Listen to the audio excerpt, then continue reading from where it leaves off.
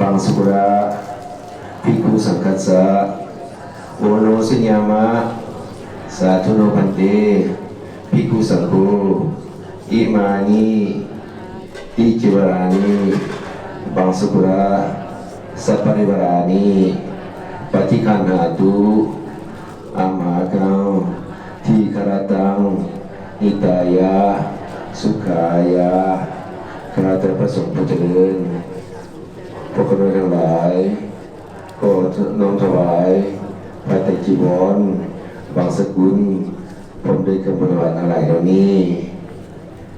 ได้พระสงฆ์ขอพระสงฆ์จงรับพระไตรจีวรบางสกุลกับเครื่องบริวารทั้งหลายเหล่านี้เพื่อประโยชน์และความสุขความเจริญให้แก่พวกข้าน้อยอีกประการหนึ่งพวกข้าน้อยขอถวายอุทิศส่วนบุญกุศลในวันนี้อุทิศไปแด่ดวงวิญญาณของพระองค์บรมเศรษฐาคัติยะสุริยาวงศาพระมหาศรีสว่างวัฒนาขอให้ดวงพระวิญญาณของพระองค์จงรับรู้และได้รับทราบได้เสด็จมาอนุโมทนาสาธุการรับเอาส่วนบุญกุศลนี้ให้สำเร็จตามความปรารถนาของพวกข้าน้อยได้โปรดเถิด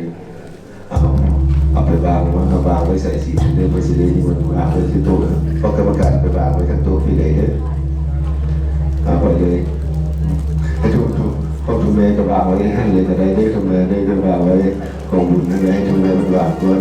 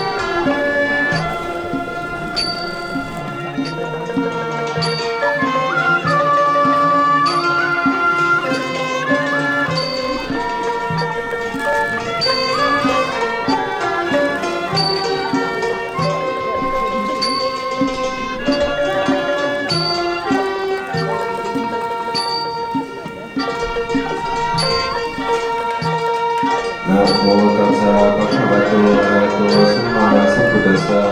อิมังธัมมังอธิกัลยาณังมัสเสกัลยาณังประโยชนะกัลยาณังสัทธังสัพพัญญสนังคิวระปริปุณังปริสุทธังพระมัจจยังปกาเสตโนโอกาสะอรัตนังกโรมาต่อไปพระสงฆ์จะได้สูญนอกสกุลพระไตรจีวรที่เราถวายแล้วเด้อนะโมตัสสะภะคะวะโตอะระหะโตสัมมาสัมพุทธัสสะนะโมตัสสะภะคะวะโตอะระหะโตสัมมาสัมพุทธัสสะนะโมตัสสะภะคะวะโตอะระหะโตสัมมาสัมพุทธัสสะเยเคจิกุสลาธัมมาสัมเพเทกุสลมุราเอวังปนากุสลมุราสัมเพ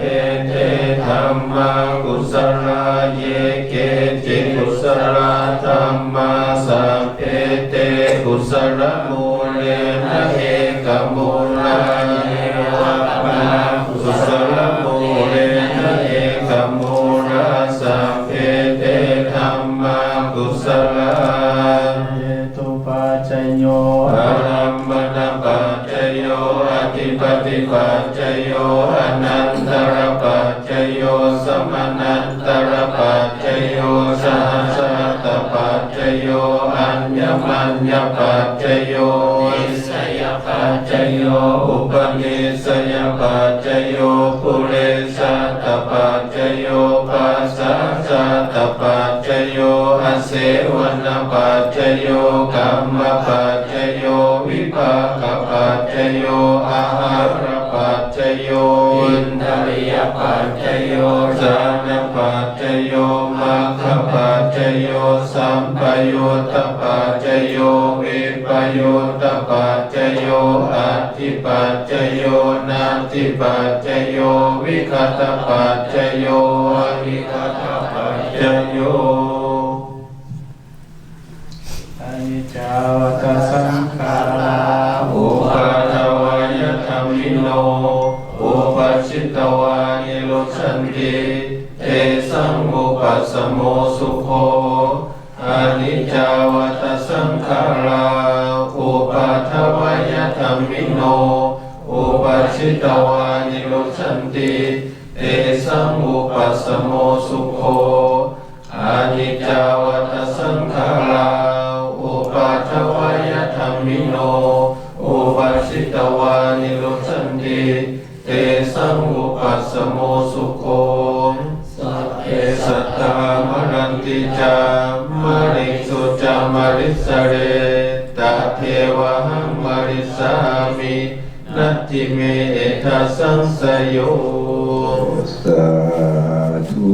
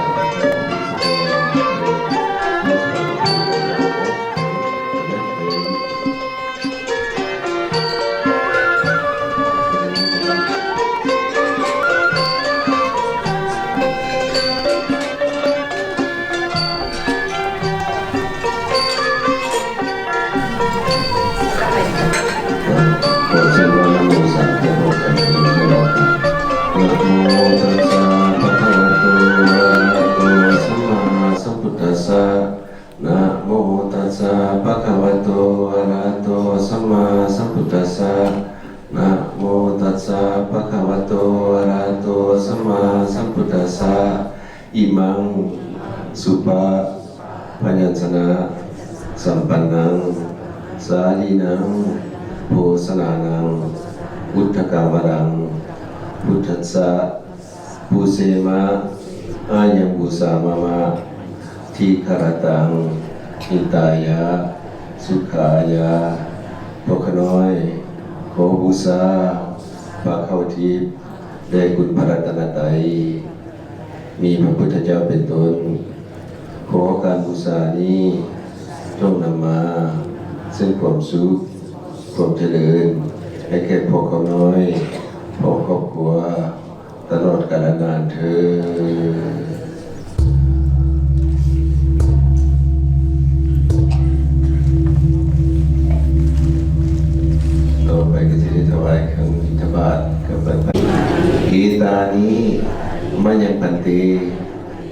บินทิปตานิพัตตานิภิกขุสังฆัสสะโอโนสัญญามะสาธุโนปันเตภิกขุสังอิมานิเอตานิบินทิปตานิพัตตานิปฏิคันหาตุอามากันเจวะมาตาปิตุอาทินันจาญาตกานังการกตานังทีฆรตังอิตายะสุยาข้าแต่พระสงฆ์ผู้เจริญพวกข้าน้อยทั้งหลายขอน้อมถวายเครื่องบิณฑบาตทานพร้อมด้วยภัตตาหารและเครื่องบริวารทั้งหลายเหล่านี้และประสงค์ขอประสงค์จงรับเครื่องบิณฑบาตทานภัตตาหารและเครื่องบริวารทั้งหลายเหล่านี้เพื่อประโยชน์และความสุขความเจริญให้แก่พวกข้าน้อยอีกประการหนึ่งพวกข้าน้อยขออุทิศส่วนบุญกุศลที่ได้กระทำไปแล้วนี้ถวายอุทิศให้แด่ดวงพระวิญญาณของพระองค์บรมพระเศรษฐาคติยะสุริยะวงศาพระมหาศรีสว่างวัฒนาขอให้ดวงวิญญาณของพระองค์จงรับรู้รับทราบและได้มาอนุโมทนาสาธุการรับเอาส่วนบุญนี้ให้สำเร็จตามความปรารถนาของพวกข้าน้อยได้ขอข้าเถิด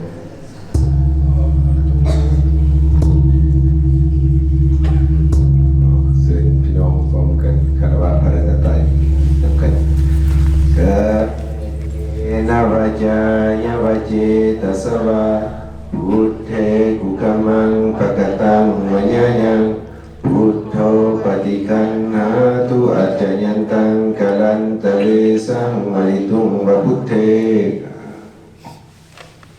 กายเยนวาจายาวาเจตัสสวะธัมเมกุกัมมังปะกตังวะญายังธัมโมปฏิคันหาตุอัจจยันตังกะลันตะเลสังมหิตุงวะธัมเมกายเยนวาจายาวาเจตัสสวะสังฆเกุกัมมังปะกตังวะญายังสังโฆปฏิคันหาตุอัจจยันตังกะลันตะเลสังมหิตุงวะสังฆออกไปเสร็จตั้งใจรับพรอยากทำเด้อยะถาวาริวหาปุราภริปุเรนติสัสสะนังเอวเมวัยโชตินังเปตานังอุปปปติอิชิตังปฏิตังตุมังคิปะเมวะสมิสตุสัพเพปุเรนตุสังฆปายันโตปนะระโสยะถามณิโชติระโสยะถาอิติโยวิวัชชันตุสัพพะโรโควินาศตุมาเตภวันรันตรายโยสุขิติขายุโกภวะอภิวาทนาสิสนิจังวุฒาปัจจายิโนจัตตารโอธัมมาวัฏันติอายุวันโนสุขังภาลังอายัญจโคทักขินาทินนาสังฆามิสุปฏิทิตาติคารตังอิตายาสัทธาโสอุปกาปฏิโสยาติธัมโมจะยังนิทัสสิโตเปตานะปุญสัจจกตาอุราราภรัญจะภิกขุมโนปฏินังตุเมหิปุญญังปัสสุตังอนาปกันติภวตุสัพพมังคลังอาคันตุสัพพเทวตาสัพพพุทธานาเวนัสสะโสทิภวันตุเตภวตุสัพพมังคลังราคันตุสัพพเทว ตัสสะภะธัมมานุภาเวนัสสทธาโสทิวันตุเตภวตุสัพพมังคลังราคันตุสัพพเทวตาสัพพสังฆานุภาเวนัสสทธาโสทิภาวันตุเตอิมินาปุญญกเมนะอุปัชฌยคุณุตระจาริโยปการะจามตาปิตาจยตกะปิยมะมังสุริโยจันทิมาราชานันทานาราภิจาพรหมมาราชาอิตาจตุโลกปาราชาเทวตายโมมิตามนุสสะจามัสสตาเวริกาปิตาสัพเพสัตตาสุขิโหตุปุญญานิปกตานิเมสุขันจติวิทังเฮตุขิปังอิมินาปุญญกเมนาอิมินาอุทิเสนาจักขิปังสุรเพเทวตันอุปทานาเสตานังเยสัมตาเนหินาธรรมายาวานิพานะโตมะมังสันตุสัพพทาเยวายะสัสสะโตภเวภเวอุสุจิตังสติปัญญาสัรเรโกปริยมินามาราระปันตุโนกัสสังฆตุจาวิริเยสุเมทิภาวะโรนาโตธัมโมนาโตวารุตตมโมนาโตปัจเจกพุทโธจัสสังโฆนาโตตารโรมะมังเตโสตัมมานุภาเวนะมาโรกัสสังฆปันตุมาทุกขปัตตาจนิทุกขาปัตตาจนิพยาสุขปัตตาจนิสุขาหุตุสัพเพปิปานิโนเอตวัตตัญจะอเมหิสัมปะทังสัพเพเทวาอนุโมทันตุ สาธุ